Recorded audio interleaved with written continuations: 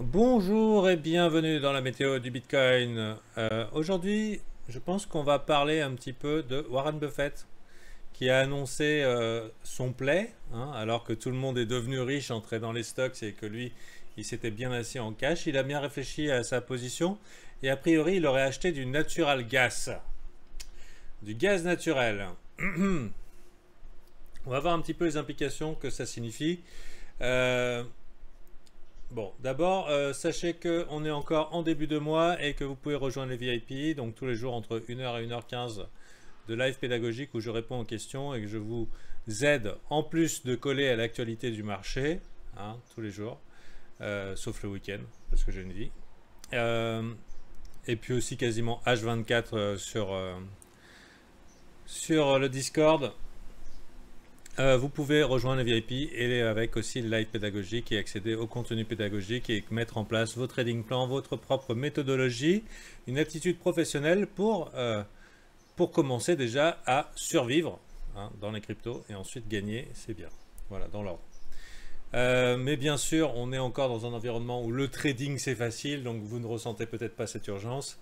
Au moment où vous verrez un petit peu, enfin je vous le souhaite pas, hein, c'est super quand les conditions de marché sont bien, on est content d'encaisser, mais si jamais vous commencez à rencontrer des difficultés, bah pensez à ce service, il est là pour vous, le temps que ça durera. Ça sera pas éternel, ça sera pas éternel. Je sais pas si vous avez entendu l'autre jour ma théorie sur le fait que en cas de grosse victoire du Bitcoin sur la monnaie fiat, c'était ma dernière vidéo. Je pensais que holder du Bitcoin, bon, même si je suis à fond, hein, pour le Bitcoin, ça comporte un risque systémique. Ça veut dire que c'est que autant on ne peut pas interdire le Bitcoin, autant on peut faire des exemples. Et quoi de mieux qu'un YouTuber? Donc si le Bitcoin commence à partir vers les ATH et supérieurs, sachez que mon service sera 100% privé et que vous pourrez me rejoindre via le Discord, mais probablement que je laisserai la fame YouTube à d'autres, hein. D'accord? Donc profitez tant que c'est là. Je suis là pour vous. Et après, ninja. Bon, ceci étant dit, il n'y aura pas de surprise. Tu ne connais aucun YouTuber qui parle de crypto? Ah bon, moi j'en connais quand même, hein, qui sont très très intéressés par la popularité. Ah, donc Warren Buffett qui parle de prendre du natural gas. Et peut-être vous connaissez pas, mais c'est très important de tenir un journal. Et j'ai fait une petite recherche dans mes journaux. Et en 2018, j'ai pris des notes. Notamment, le 13 novembre 2018, j'ai fait une recherche ce matin, natural gas, que quand le natural gas est up, c'est un signe de récession. Donc là, on a une information que vous ne trouverez pas ailleurs, c'est que globalement, Warren Buffett mise sur une récession. Et si l'énergie est strong en bourse, les métaux non inversement corrélés. Donc ça, c'est à vérifier. C'est à vérifier. Puisque les métaux sont inversement corrélés aux actions. Donc ça voudrait dire qu'il y ait une contradiction dans ces deux notes, mais toujours est-il qu'elles seront à vérifier. Ce sont des notes qui viennent du Fanta du passé, qui a bien fait son travail, qui a tenu son journal, qui a noté tous les jours ce qu'il avait appris et qui lui donne des indices pour le Fanta du futur. Donc je vous invite à faire ça parce que le contenu du journal, ça n'a pas de prix, il n'y a que vous pour vous donner ces indications. C'est ultra, ultra, ultra précieux. Donc aujourd'hui c'est cadeau. Donc Warren Buffett joue la récession, hein, autant vous dire. C'est intéressant. On pourrait regarder un petit peu le graphique du natural gas. Il faut savoir que Warren Buffett a deux manières d'agir. La première, c'est de ne jamais vendre. Et aussi, c'est un value player. Ça veut dire qu'il va chercher la valeur. Donc, normal que dans un monde, dans un univers bullaire, hein, où tout l'argent, globalement, s'est engouffré dans tout, quoi, il est parti chercher les trucs au plancher. Donc c'est le cas, hein. Les trucs au plancher. Techniquement, on n'a pas encore le renversement. c'est pas là, hein. C'est pas là, mais ça se prépare, hein, probablement. Et là, et bien sûr, il joue les fondamentaux. Je ne crois pas que Warren Buffett prenne des... Peut-être qu'il a des conseillers, mais il ne prend pas vraiment de play sur l'analyse technique. Lui, ce qu'il joue, c'est le temps. Et vu que c'est le temps et des éléments fondamentaux, bah, le temps lui donne raison.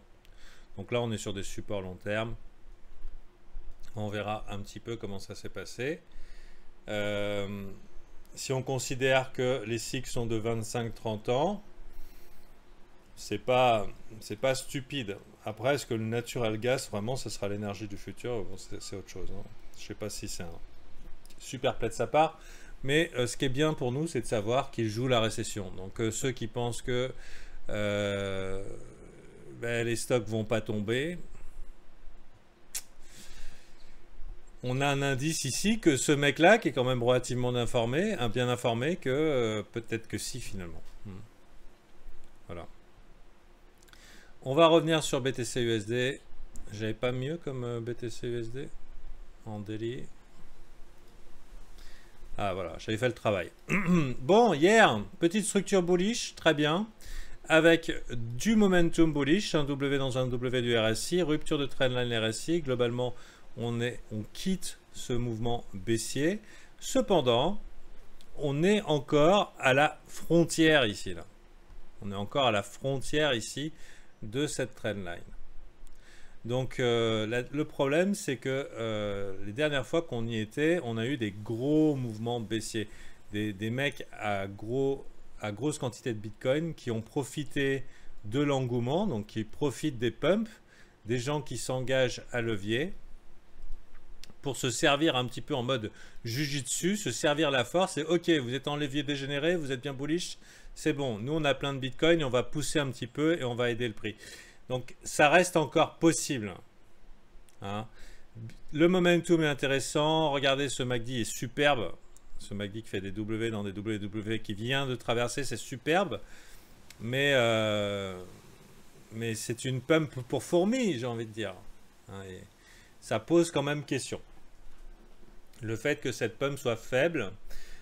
Personnellement, j'aimerais voir une consolidation à droite de cette trendline, avec non pas un BART qui viendrait tuer tout le travail, et là probablement, là ça cède. Hein. Si on fait un BART là, il y a de fortes chances que cette fois-ci ça cède, et ça ne sera pas joli. Mais si on fait un BART consolidation et on part vers le haut alors que tout le monde est bearish, là ça serait pas mal. Mais j'ai l'impression que ça va aller plus vite que ça et que ça va partir vers le haut. Mais n'empêche que quand même, il y a encore des signes de prudence. C'est-à-dire que voilà, si on cherche un play facile pour gagner des sous sûrs, bon.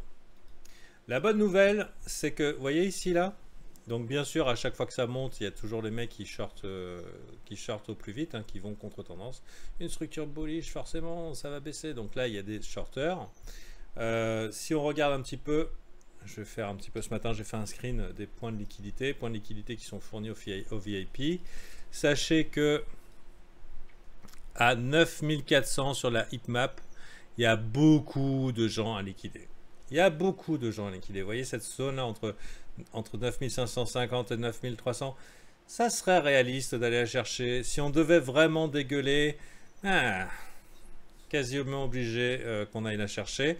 Alors, la bonne nouvelle dans ce cas-là, ça veut dire qu'ici, on fait un breakout avec une impulsion qui aura probablement une journée bullish qui nous attend. Donc là, ce n'est pas un play d'investissement que je vous propose. Investissement, ça fait longtemps qu'il fallait le faire. Maintenant, à part le dollar cost average, donc tous les mois, une petite portion, et puis on verra bien sur la moyenne. Mais il y a une petite chance ici qu'on breakout. À cause de ces liquidités qui attendent ici. Voilà. Le problème, c'est est-ce qu'il faut mieux rentrer ici ou est-ce qu'on va essayer d'attendre un contact ici, une petite chasse à tous ceux qui ont longue un petit peu sur le tard. Petite entrée comme ça, quelque chose comme ça. C'est un petit peu le play que je vois pour la journée et personnellement, j'adorerais voir un W dans un W se former plutôt qu'un W. Ah bon, on a déjà le W dans le W ici, là, à peu près. Mais Pour l'instant, on a encore ce risque avec cette trendline et cette bear whale, enfin cette baleine baissière là qui envoie la purée dès qu'elle en a l'opportunité sur tous les supports. Donc voilà, je suis encore méfiant et sceptique, aussi parce qu'au niveau du Shimoku, on est encore dans le nuage, qu'on est toujours sous la Kijun, avec une Kijun qui vient de passer oblique baissier, donc il y a une indication de momentum qui est assez contradictoire. Momentum, c'est-à-dire mouvement. Donc moyen terme, le mouvement reste baissier. On est dans le nuage, ça veut dire que pour l'instant c'est neutre, hein, on est censé faire n'importe quoi là-dedans. En 12 heures, on est toujours en dessous du nuage, mais ça peut changer. Et il ne faut pas grand-chose pour que ça change. Si on faisait, regardez un petit peu le scénario que j'ai fait, ce petit scénario consolidation et on part vers le haut, nous ferait sortir du nuage vers le haut, et ça laisserait le temps ici au nuage de nous donner un twist brillant. Voilà. Mais pour l'heure, bah hier on a pris des sous, moi j'ai pris des sous sur le marché, j'étais content. On était dans un marché depuis 2 semaines qui était quand même shop, et la plupart des mouvements ont été counter. Donc hier j'ai pris mon profit un peu tôt, mais je l'ai fait sur ETH, enfin un peu tôt si on s'oblige à vendre les tops et acheter les bottoms. Mais bon, j'ai pas trop de quoi pleurer, hein, de prendre du profit. Maintenant, voilà, la question qui va se poser, si ETH est un petit peu plus chaud, c'est-à-dire que ETH est plus bullish long terme, clairement, il a pumpé beaucoup plus, mais à mon avis, lui, il est plus sensible à aller faire un dip, c'est-à-dire qu'il peut rapidement tomber, quoi. Donc, c'est pas facile ce marché, c'est pas facile.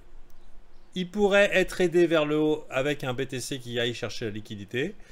Et réaction en chaîne, ETH BTC qui pète les supports daily, enfin qui pète les résistances daily, ETH BTC qui pète les résistances daily. Et donc, paf, ça va vers le haut, qui entraîne ETH BTC qui va péter, ah bon c'est bon, il les a déjà pétés. Il va péter ses résistances ici aussi, donc qui pourrait lui faire monter davantage. Et un ETH très bullish, ça pourrait embarquer avec lui le Bitcoin. Donc il y a une petite réaction en chaîne bullish qui nous attend potentiellement. Pourquoi? Parce que ETH a lead vers le haut, hein. Vers le bas, c'est le Bitcoin qui lead, mais vers le haut, c'est souvent ETH qui a lead, qui a mené depuis environ mois d'avril. Donc maintenant, comment ça va se passer? J'en sais rien. Personnellement, j'attends. Hier, j'avais un réel avantage sur le marché. Aujourd'hui, ben, moyen. Si jamais je vois qu'il y a un buy the dip potentiel, c'est-à-dire j'achète la chute et on essaye de jouer le rebond, ok. Mais ça reste quand même dangereux du fait que pour l'instant, on est encore en 12 heures sous une tendance baissière. Donc, il y a de l'espoir, hein. Le momentum est très très joli. Ça, c'est vraiment très beau. Super, super beau. Mais j'ai quand même la prudence. Prudence aussi parce que, voilà, est-ce qu'on n'aura pas cette deuxième vague Covid? Warren Buffett, donc là, joue cette vague Covid, ou même carrément une récession beaucoup plus longue. Je pense que si on n'a pas vraiment un mouvement baissier de l'ampleur du 13 mars, etc., ok, mais ça serait quand même très optimiste de penser qu'on n'aura pas au moins un mouvement Ranji. C'est-à-dire que, ok, ils impriment de la monnaie infinie, ils absorbent la crise, la récession, ils l'absorbent avec de la monnaie, mais ça paraît quand même douteux de penser qu'à un moment, on n'ait pas une action un peu Ranji, ne serait-ce que pendant plusieurs mois, quoi. Quand je dis Ranji, en forme comme ça. Ça ou baissier. Bon, après, il y a quand même, pourquoi pas, rassurer tout le monde, aller chercher ici les sommets, mais je sais pas. On approche quand même de dates importantes, 15 juillet, 15 août, les chiffres qui tombent. Donc, Personnellement, je suis prudent. Sérieusement, je joue vraiment la prudence là. S'il y a moyen de prendre des sous dans la journée, je les prends, mais je ne fais pas le héros. À partir du moment où on inverse les tendances au moins aux 12 heures, je serai un peu plus optimiste, mais pour l'instant, prudence. Cela dit, le momentum est très très joli. Regardez-moi ce W, c'est chouette, c'est chouette.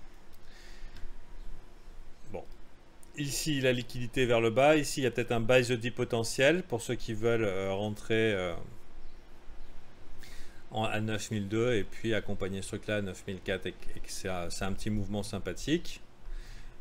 Pour ETH, je ne sais pas où on pourra aller chercher le dip. S'il arrive, bien sûr. Des fois, ils n'y arrivent pas. Un petit peu plus bas. Voilà, 233, ça me paraît complètement réaliste. Ça fait 5 $ d'écart avec un rebond potentiel, au moins un scalp pour prendre un mouvement comme ça. Soit on arrive et on continue comme ça, soit on arrive et on prend comme ça, c'est quand même 5 $. Hein. Sur ETH, il y a des sous à faire. Hein. Bon. Les open interest sont clairement excités. Ces signes de long qui commencent à rentrer un petit peu sur le tard. Voilà. Bon, c'est tout pour la méthode du Bitcoin. Elle est relativement courte. Je pense qu'elle était quand même riche en contenu. Si vous voulez voir mieux, hein, c'est le live VIP. Et dans ce cas-là, tout est dans la descriptive de la vidéo pour nous rejoindre. Allez, à bientôt!